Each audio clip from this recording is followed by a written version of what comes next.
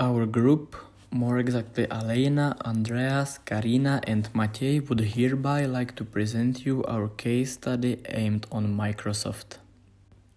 The case study is the method of choice when the underlying phenomenon is difficult to differentiate from its context. In this regard, a phenomenon could be a project or a program in an evaluation study.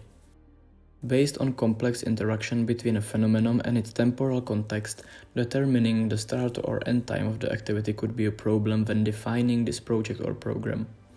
Further, the inclusion of the context as a major part of the study poses technical challenges.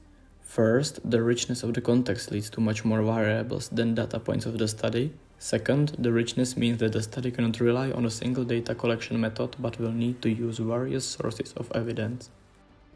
Third, even if all the relevant variables are quantitative, distinctive strategies will be needed for research, design, and for analysis.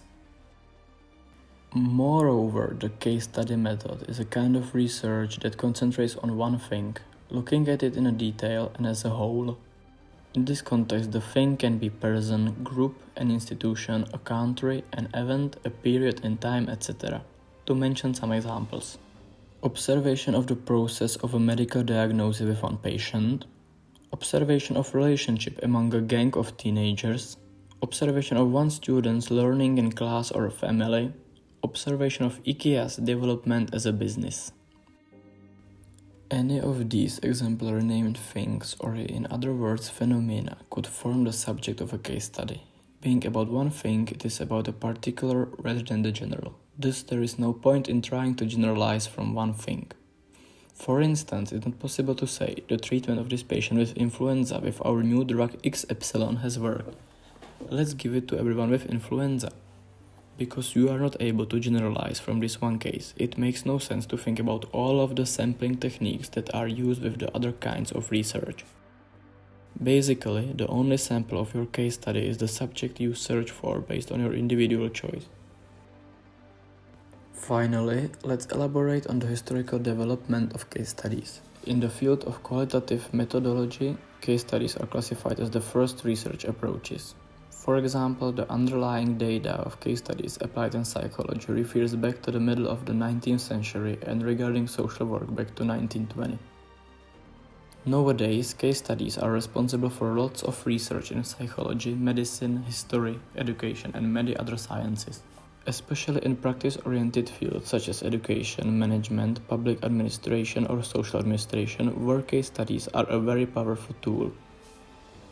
However, they are also considered to be unclear and inconsistent in terms of their underlying approaches, research questions, subjects or methodologies, and therefore often misunderstood. In this regard, there exists this everlasting discussion about whether case studies can be classified as qualitative or quantitative research approaches, or rather a mixture of both. In order to contribute to this discussion, it's necessary to mention some characteristics of qualitative research.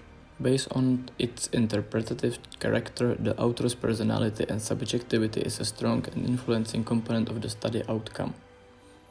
Besides that, as qualitative research is idiographic, thus a research situation or process is always viewed from an individual perspective.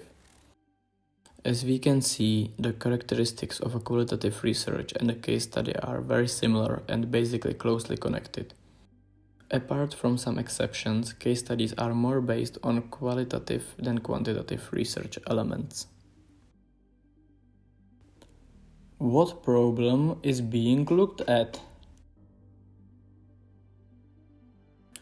1/3 of the employees in the enterprise studied were in the Facebook company network.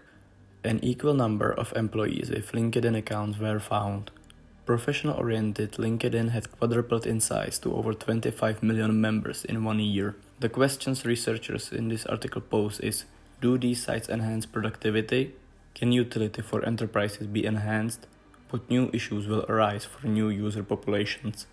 What methods are being used to gather data? A random sample of 1,000 out of 88,000 Microsoft employees were invited to participate in the survey. 430 responded. The survey covered demographic information such as age, gender, role in a company, behavior and attitudes towards social networking sites.